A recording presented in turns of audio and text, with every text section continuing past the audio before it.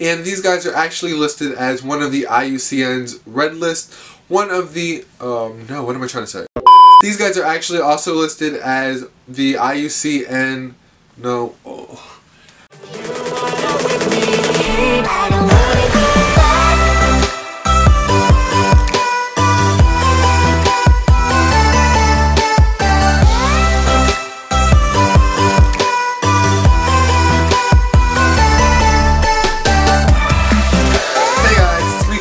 And today's video is going to be one that is a little bit more on the educational side, but it's still going to be kind of like a fun, just sit down and watch type of video. And today's video is also, I don't want to say brought to you by, but was suggested, or what do I say? It was clear that you guys would like have to see, start over. Today's video was very, after hosting a poll in the community section of my channel, which don't forget you guys can vote on, it was very clear to me that you guys would like to see more turtle videos, and so that is exactly what I'm bringing to you guys today. I do own a turtle, and he is right here. His name is Sage. He's obviously in his shell right now because I don't take him out every day, bond with him. He's an aquatic turtle. He lives in the water, so I can just get my camera to focus on him. This would be lovely if this. So here he is. He is a male slider. He is getting bigger. When I first got him, he was like the size of a quarter. But yeah, like I said, he is getting quite big, and soon he's going to be too big for his tank. But he also does live with a fish in his tank, which I'll talk about in another video. The second thing is that you guys can't hear a filter, and that is because I literally unplug it every time I'm about to film because it is loud and obnoxious, and you guys would never watch my videos if you just heard that constantly running in the background. It is quite loud because he has.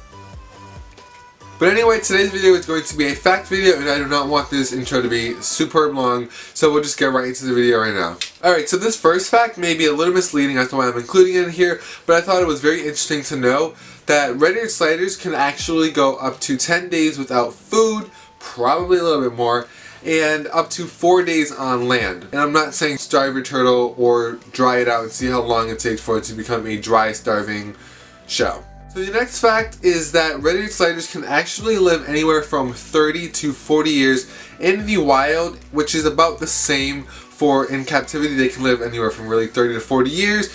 These guys are very, very hardy and can sustain some of the worst situations. However, in the wild, it is believed to be documented that the oldest red-eared slider that lived to be in the wild was 80 years old. So the next fact is that red-eared sliders are actually an invasive species. But if you do not know, an invasive species is a species that is non-native to a ecosystem or an area of land where a bunch of organisms live, and pretty much they invade, as their name says, they invade that ecosystem, and with no natural predators. Sometimes they have predators, but usually they don't have any natural predators in that ecosystem because, again, they were introduced and they're not meant to be there. So they can thrive off of pretty much food sources and other natural resources that the ecosystem has to offer.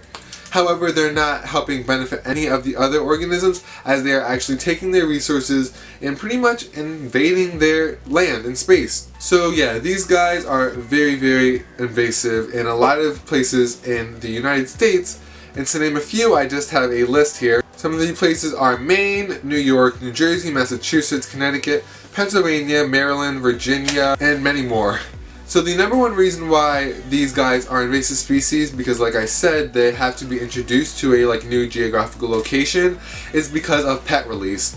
So red-eared sliders are the common turtle that you will see being sold, like on the side of the road in those really tiny critter keepers for like $5 or $10. And these turtles, the person who sells you them tells you, oh, they can stay in this, they won't get big, whatever.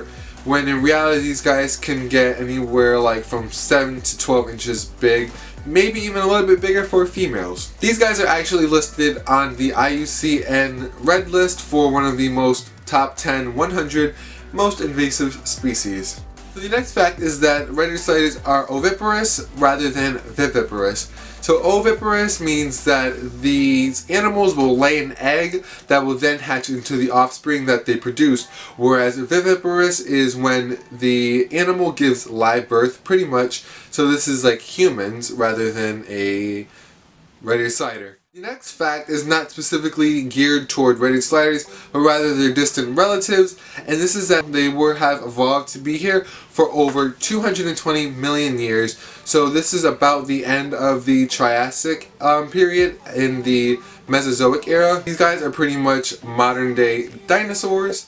So the next fact is going to be somewhat of an adaptation, and that is that these guys are a darkish brown to dull green, even black color, sometimes ranging from their skin and their shell, and this is an adaptation that helps them survive in their natural environment, which is like swamps, ponds, and other small bodies of murky water. And this skin color and shell color were brought upon to the red-eared slider to help survive better in their environment through the process called natural selection. The last fact is going to be one that is not so sophisticated, but more of rather that they are actually sexually dimorphic. So what sexually dimorphic means is that when they are fully grown, you can actually tell a male from a female. So these guys, if you guys actually want to check out an interesting video, you guys can click up here in the corner to go watch a video where I had to confess that I have misgendered my turtle for a huge majority of his life. I actually thought Sage was a female when I first got him, but as he got bigger, I noticed that he has long claws, which are right here, as you guys can see, or if you can't. And he also is going to be smaller than a female when he's fully grown. So those are just two of the things that you can look out for when you want to kind of tell the gender of your turtle. Alright guys, so that is it for today's video. Like I said in the beginning, I know this video is a little bit more educational, but I still try to keep it as fun and lighthearted as the rest of my videos. But yeah, you guys got to see Sage, and make sure you guys give this video a like if you want more turtle videos so I know. And don't forget that you guys can subscribe to make sure that you do not miss any more of my future content. One last thing, that you guys can actually follow me on Twitter and Instagram to see regular posts and updates of my pets before they hit my YouTube channel. And that is it for today's video, guys. Thank you so much for watching, and I'll see you guys in my next one.